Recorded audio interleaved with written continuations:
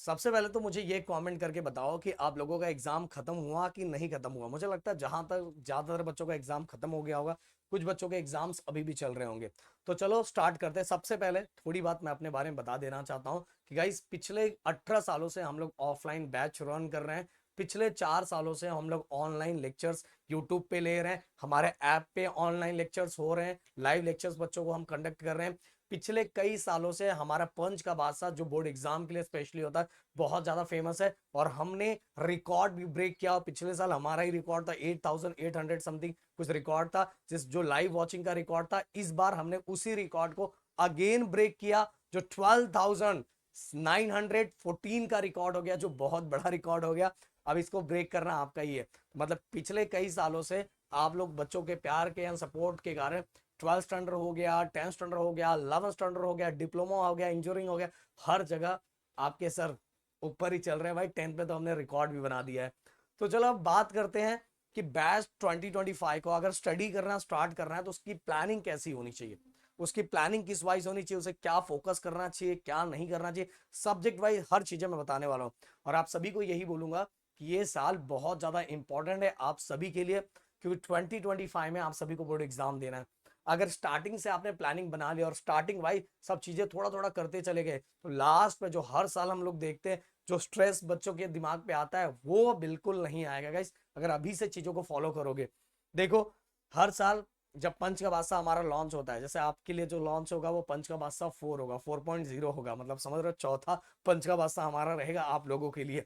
तो हर साल हम देखते हैं बच्चे स्टार्टिंग में बहुत टेंशन में थे, बहुत टेंशन में थे, बट उनके टेंशन को हम तो बिल्कुल ही खत्म कर देते हैं। पर हम चाहते हैं कि बच्चे स्टार्टिंग से मेहनत करते हैं, हम तो उनके लिए साल भर मेहनत करते हैं। पूरे साल भर हमारे पूरे लेक्चर्स पड़े हुए, आप जाके देखो, हमने साल भर लेक्चर बनाया हुआ है, बच्चे देखते हैं। इस बार भी हम अब प्रॉब्लम सेट पे ज्यादा फोकस करेंगे, लेक्चर तो ऑलरेडी हमारे अपलोडेड है, पर प्रॉब्लम सेट, एक्सरसाइज के क्वेश्चन, ये सभी हम लोग इस बार लाने का प्लान कर रहे हैं। अब बैच 24-25, पहले तो कमेंट करके ये मुझे बता दो कि आप बोर्ड एग्जाम में कितना स्कोर करने का आपका प्लान है, कितना आप चाहते हो कि मुझे सर इतना स्कोर करना है। प्लीज इसका कंपैरिजन अब 9th स्टैंडर्ड के साथ बिल्कुल मत करना, क्योंकि 9th स्टैंडर्ड में देखो 8 से 9th में आप पहली बार गए होते रहते हो, आपको पहली बार मैथ्स दो पार्ट में डिवाइड हो जाता है, ज्योमेट्री और अलजेब्रा। आपको लैंग्वेजेस में भी, लैंग्वेजेस भी थोड़ा हटके अलग हो चुका रहता है, तो सब चीजें नई नई होती है और अचानक से इतना प्रेशर आ जाता है, और इसलिए बहुत सारे बच्चे उसको हैंडल नहीं कर पाते, बहुत सारे को समझने में टाइम लगता है, बहुत सारे लोगों के घर में कोई बताने वाला नहीं रहता कि आगे इसको कैसे पढ़ना है, क्या करना है, और इस वाइज समझते समझते हमारा 9th कंप्लीट हो चुका रहता है। बट 10th तक हमें बहुत सारी चीजें पता चल जाती है, क्योंकि 9th का सेम टू सेम पैटर्न ही 10th में फॉलो किया जाता है। और मैं अपने यहाँ तो अपने ऑफलाइन बैच जो मेरा चलता है वो सेम टू सेम जो 10th का पैटर्न है वही 9th में करवाता हूँ, जिससे बच्चे 10th में जाते हैं तो उनको ऑलरेडी पता रहता है भाई कोई टेंशन ही नहीं है। और हाँ, एक चीज और, हमारे यहाँ ऑफलाइन बैच 20 से स्टार्ट हो रहा है, और साथ में हम लोग ऐप पे भी कोर्सेस आने वाला है जो 25 या 27 के आसपास लॉन्च होने वाला है। तो अगर आप दूर रहते हो तो ऑनलाइन जुड़ सकते हो, अगर पास रहते हो तो ऑफलाइन जुड़ सकते हो, ऑफलाइन का तो मजा अलग ही है भाई। तो 24-25 के बच्चों, सबसे पहले तो मैंने आप सभी से पूछा कि कमेंट करके मुझे ये बताओ कि आप कितना स्कोर सोच रहे हो, और अगर सोच रहे हो तो उसके लिए बस मेहनत में लग जाओ। मैं एक एक सब्जेक्ट के बारे में बताना स्टार्ट करूंगा। सबसे पहले अगर मैं लैंग्वेजेस की बात करूं, इंग्लिश, मराठी और हिंदी, इतने सालों में हमने ये एनालाइज किया हुआ है कि सबसे ज्यादा बच्चे डरते ये लैंग्वेजेस से है, और बोर्ड एग्जाम में सबसे ज्यादा स्कोर इसमें ही करते हैं। जिसमें डरते हैं उसी में ज्यादा स्कोर करते हैं, क्योंकि थोड़ा मेहनत एक्स्ट्रा करते हैं।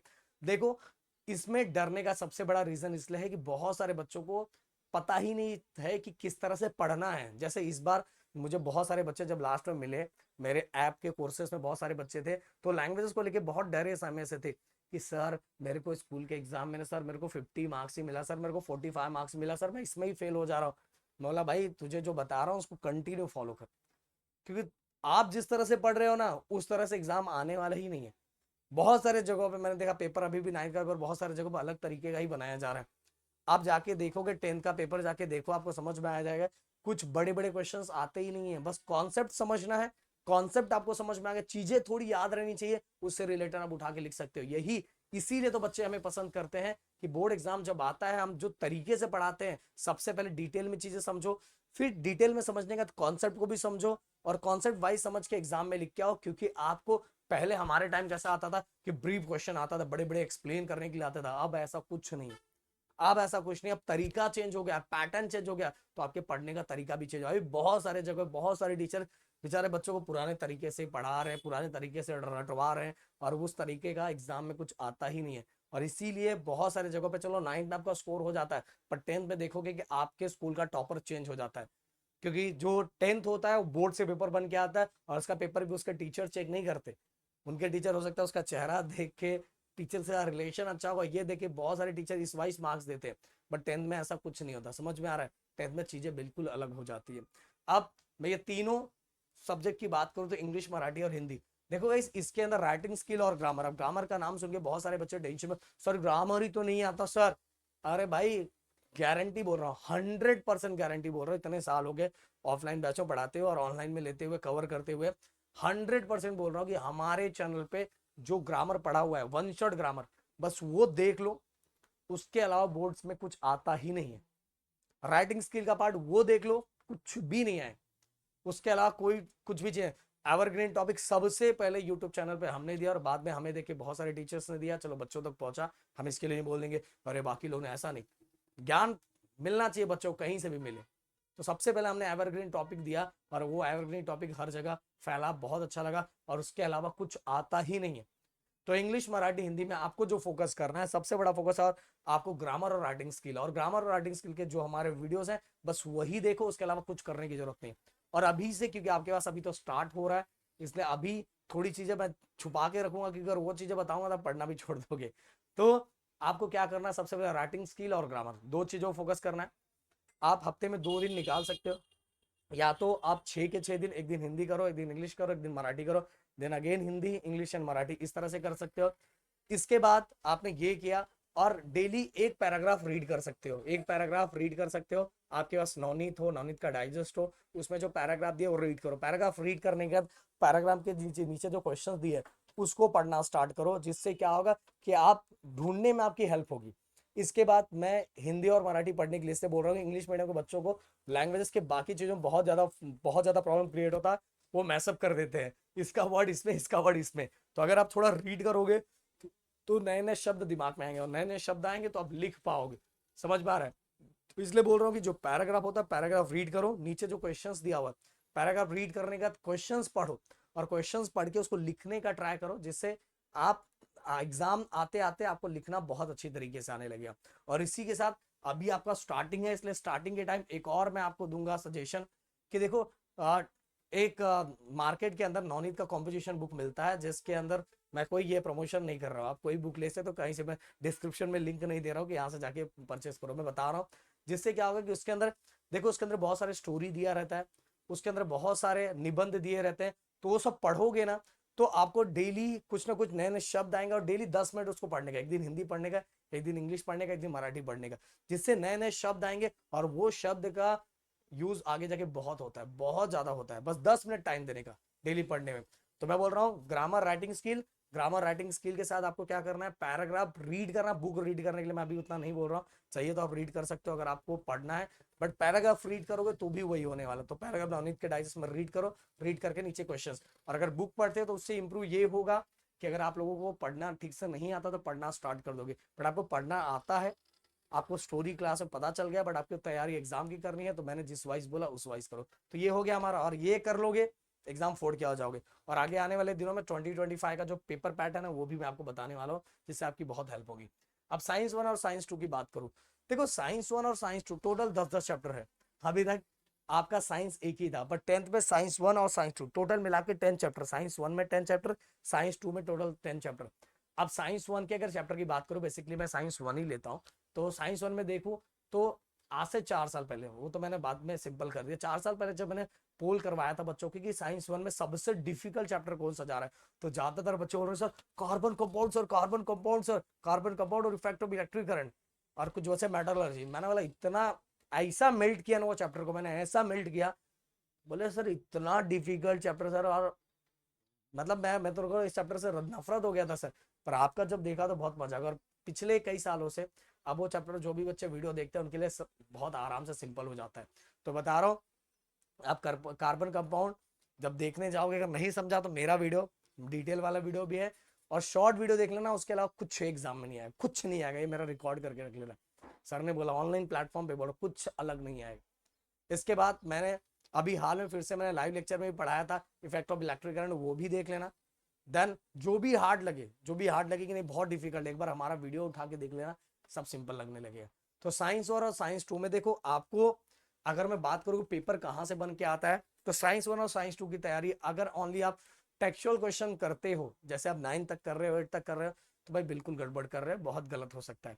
साइंस 1 और साइंस 2 की तैयारी आपको फुल करना पड़ेगा पूरी तरह से, अगर आपको स्कोर बहुत अच्छा निकालना है, स्कोर पूरा निकालना है, तो आपको तैयारी नेक्स्ट लेवल का करना पड़ेगा। कैसे करेंगे? देखो सबसे पहले मेरा वीडियोस, मेरा एंड राहुल सर का, राहुल सर साइंस 2 लेते हैं और मैं साइंस 1 लेता हूँ, एक बार वो वीडियो देख लो। वीडियो देखने के बाद गाइस क्या करो, एक्सरसाइज के क्वेश्चंस तो करो, पर नवनीत के अंदर जितने क्वेश्चंस पड़े हुए हैं उन सभी को भी देखना स्टार्ट करो। उन सभी को आप बोलोगे सर इतने सारे क्वेश्चंस कैसे होंगे? भाई अगर मेरा वीडियो देख लिया ना, तो साइंस 1 के बहुत सारे क्वेश्चन फटाफट फटाफट आप कर लोगे। अगर आप, क्योंकि अभी बहुत टाइम है ना, एंडिंग में तो तरीका अलग मैं बताता हूँ, बट अभी तरीका ये है कि आप पूरी तैयारी करते जाओ। साइंस 1 का उठाओ, फर्स्ट जो चैप्टर ग्रेविटेशन, ग्रेविटेशन सबसे पहले मेरा वीडियो देख लो, वीडियो देखने के बाद आप उससे रिलेटेड क्वेश्चंस देख लो। इस बार मैंने वीडियोस तो पूरा बना दिया, बट इस बार प्लानिंग है कि एक्सरसाइज के क्वेश्चंस लाऊं जो आपको एक्सप्लेन करके दूं, जिससे बच्चों को थोड़ा बहुत हेल्प हो गया। बट एक्सरसाइज के अलावा फिर से बोल रहा हूँ, आपको एक्स्ट्रा क्वेश्चन भी करना है जो नॉन के डाइजेस्ट ये सभी में पड़ा हुआ है, या तो आपके पास पुराना Q21 इस साल का तो अभी तो नहीं आया, पर जो पुराने 21 है उसमें जो क्वेश्चन दिए हैं उसको रीड कर सकते हो, पढ़ सकते हो। इस तरह से साइंस 1 और साइंस 2 करना है। साइंस 1 और साइंस 2 में जो डायग्राम्स दिया हुआ है, उन डायग्राम की प्रैक्टिस बहुत अच्छे तरीके से करना है, क्योंकि वो डायग्राम की प्रैक्टिस अच्छे से करोगे तो आपको बहुत सारे क्वेश्चंस आप लिख पाओगे। और लेवलिंग करना बहुत जरूरी है, एग्जाम में बहुत सारे डायग्राम्स बहुत बार आता है और आपको पूछा जाता है बताओ इस पार्ट का नाम क्या, इस पार्ट का नाम, इस पार्ट का नाम। साइंस 1 में देखो जो मैंने इंपॉर्टेंट दिया था, जो जो चीजें मैंने बताई थी, एग्जाम उसी वाइज आया, भले जबकि नाइन्थ में टीचर्स अपने वाइज पेपर बनाती है, फिर भी मैंने जो चीजें बताई थी उसी वाइज सब चीजें दिखी थी। तो साइंस 1 साइंस 2 इस वाइज कर सकते हो।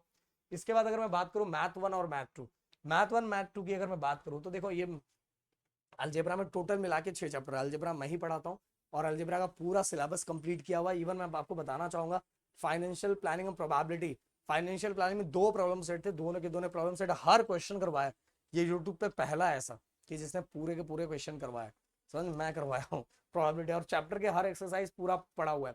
इसके अंदर अगर मैं आपको बताऊं कि फर्स्ट और सेकंड चैप्टर आप कर लेते हो, और फोर्थ ये 1 2 और ये, तो भाई ये अलजेब्रा में कुछ नहीं, ये 9 से भी सिंपल है। फिर ये बस ये 3 चैप्टर कर लेते हो ना, 3 चैप्टर मेरा वीडियो उठाओ, फाइनेंशियल प्लानिंग का मेरा वीडियो उठाओ, क्वाड्रेटिक मेरे ख्याल से आप में से बहुत सारे बच्चों ने स्टार्ट भी कर दिया होगा। तो linear, quadratic and financial planning, अगर आपके अंदर ये है कि सर मुझे करना है, मुझे फोड़ना है एग्जाम, तो आप में से बहुत सारे बच्चों ने पढ़ना स्टार्ट कर दिया होगा। कुछ बच्चे अभी भी सोए हुए होंगे, एग्जाम खत्म हो गया, नहीं भाई मैं तो जून में पढ़ूंगा, ऐसा आप गलती मत करना, जून तक आपका बहुत सारा हो चुका रहेगा, जैसे हमारा ऑफलाइन बैच पे स्टार्ट हो रहा है। देखो ये वाला जो 6 चैप्टर है ना, ये हमें ना बाकी क्वेश्चन से हेल्प करता है, जैसे मीन हो गया, मीडियन हो गया, मोड हो गया, जो आपने पढ़ा था पर यहाँ अलग है। यहाँ direct method, assuming mean method, step deviation method, ये मेथड है इसके अंदर, ये ऑलरेडी मैंने पढ़ाया हुआ है। इसके बाद गाइस फ्रीक्वेंसी, पॉलीगॉन है, हिस्टोग्राम है, कैसे ड्रॉ करते हैं। हाँ, एक क्रिंग करके एक टॉपिक है जिसमें हर जगह रॉन्ग बताएगा, पर अपने ही चैनल पर उसको बताया गया किस तरह से उसको करेक्ट करना है, समझ में आया? और पाई डायग्राम है, इसका रीजन ये है, राहुल सर के पता है, राहुल सर के बारे में बताना चाहूंगा, 6 के 6 सब्जेक्ट में 10th में टॉप किया है, 10th का इसलिए बता रहा हूँ, इंजीनियरिंग में उन्होंने मुंबई यूनिवर्सिटी टॉप किया हुआ है भाई। तो वो बड़ी बात है कि आप ऐसे टीचर से यहाँ पढ़ रहे हो, इसीलिए बच्चे इतना ज्यादा पसंद करते हैं हर सेक्शन में हम। तो ये सभी हो गया, बहुत सिंपल है, इसको आप आराम से कर सकते हो। मैंने बता दिया कि इसको आपको हर एक्सरसाइज से हर क्वेश्चन वाइज जाना है। आपके मैंने क्वेश्चन की सर इसके क्वेश्चन आते कहाँ से, देखो इसको ना सबसे पहला स्टेप तो आपको ये होना चाहिए कि एक्सरसाइज जो प्रैक्टिस सेट दिया हुआ उसके हर क्वेश्चन सॉल्व करना है।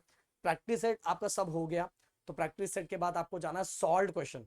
प्रैक्टिस सेट अगर आपने कर लिया तो सॉल्व क्वेश्चन आप नजरों से घुमाओगे तो भी आप कर लोगे, ये नहीं बोलूंगा कि उसको करो, बट अभी टाइम है तो आप कर भी सकते हो, अभी टाइम अच्छा खासा। तो पहला टारगेट है प्रैक्टिस सेट, दूसरा टारगेट सॉल्व क्वेश्चन, फिर तीसरा टारगेट आपको करना है प्रॉब्लम सेट। इसके अलावा कुछ करने की जरूरत नहीं है, बस हो जाएगा।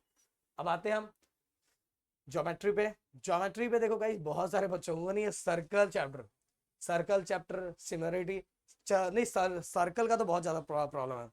सिमिलरिटी, सिमिलरिटी के बारे में अगर मैं बताऊं कि राहुल सर का जो वीडियो, बस उसको उठा के देख लो, वन शॉट वीडियो तैयार हो जाएगा ये सब चैप्टर से, सर्कल वाले चैप्टर से। समझ में, इस लेवल का एक टॉपर भाई ने इस लेवल का बनाया हुआ है। और बाकी इसके अंदर नीचे के तो आपको याद होगा, ट्रिगो बहुत सिंपल है, आपको 7 चैप्टर में थोड़ा फॉर्मूले का वो होगा, बट इसका भी हमने वन शॉट बनाया जिसको आप देख के खत्म कर सकते हो, वो पूरे टॉपिक को एक बार एनालाइज कर सकते हो, और हर के एक्सरसाइज भी बने हुए हैं। तो इसके अंदर भी सेम क्वेश्चन, सबसे पहले प्रैक्टिस सेट, प्रैक्टिस सेट के बाद सॉल्व, सॉल्व के बाद देन प्रॉब्लम सेट, इस वाइज आपको जाना है। अब चलते हैं आगे। अब बात करते हैं एसएसटी की। देखो गाइस, एसएसटी के अंदर पहले हिस्ट्री के अंदर टोटल 9 चैप्टर, ज्योग्राफी के अंदर टोटल 9 चैप्टर, पॉलिटिकल साइंस के अंदर टोटल 5 चैप्टर। अब हिस्ट्री और पॉलिटिकल एक साथ आता है, ओके, ज्योग्राफी अलग आता है, 40 मार्क्स का रहता है, ओके, 28 एंड 12, 28 और 12 ऐसा, और ये 40 मार्क्स। अब इसके अंदर मैं कितना भी बोलूँ हिस्ट्री एंड पॉलिटिकल का, देखो आप इतना सिंपल पेपर आता है ना, लगातार अपने को रटने में बहुत टेंशन आता है, बट जब पेपर बच्चे बोर्ड बोर्ड के पेपर की बात करो, स्कूल के पेपर में तो कुछ भी होता है। तो ज्यादातर स्कूल बहुत अच्छा पैटर्न फॉलो करते हैं, पर कुछ स्कूल होते हैं ऐसे कि जिसके अंदर वो कुछ भी फॉलो किया जाता है, वैसा बोर्ड एग्जाम में कुछ नहीं होता। तो history and political science, history and political science की बात करूं तो ओनली एक्सरसाइज के क्वेश्चन आप कर लेते हो, काम खत्म हो जाएगा। इसके अलावा थोड़ी बहुत चीजें हम लोग बीच बीच में बताएंगे, बस वो फॉलो करना आपका हो जाएगा। ज्योग्राफी के अंदर आपको टेक्सचुअल क्वेश्चन तो करने हैं, टेक्सचुअल क्वेश्चन के साथ ही मैप के लिए जो बुक के अंदर दिया हुआ है वो सभी आपको प्रैक्टिस करना है। और ज्योग्राफी के बहुत सारे वीडियोस अपने चैनल पे पड़े हुए हैं जो बहुत फेमस है, बहुत ज्यादा फेमस है। तो जो ये दोनों के लिए आप टेक्सचुअल क्वेश्चन कर सकते हो, ज्योग्राफी के लिए textual question plus text book के बीच में मैप से रिलेटेड जो क्वेश्चन दिया, और गिव रीजंस, गिव रीजंस आपको नवनीत का डाइजेस्ट या तो पिछले साल का, अभी तो 21 नहीं, नया नहीं आया, और जो नया 21 आएगा तो उससे गिव रीजंस, अगर वो नया 21 तो अभी है नहीं, तो पुराना जो 21 है, मतलब इस साल के बोर्ड एग्जाम जो अभी हुआ था 2024 में जो बोर्ड एग्जाम दिए हुआ था, उसका आप 21 यूज करके उससे आप गिव रीजंस कर सकते हो। तो इस तरह से पूरी प्लानिंग है इस साल की, और बहुत सारी चीजें आप लोगों को आने वाला, अगर आप बोलोगे तो हर डे वाइज आपको किस तरह से प्रैक्टिस करना चाहिए, 2 महीने का आपका स्केड्यूल किस तरह वो होना चाहिए, ये सभी चीजें मैं आप सभी को बताऊंगा। प्लीज कमेंट करना जो भी रिक्वायरमेंट है। मिलता है नेक्स्ट वीडियो में। Thank you so much guys. जय हिंद एंड जय महाराष्ट्र दोस्तों।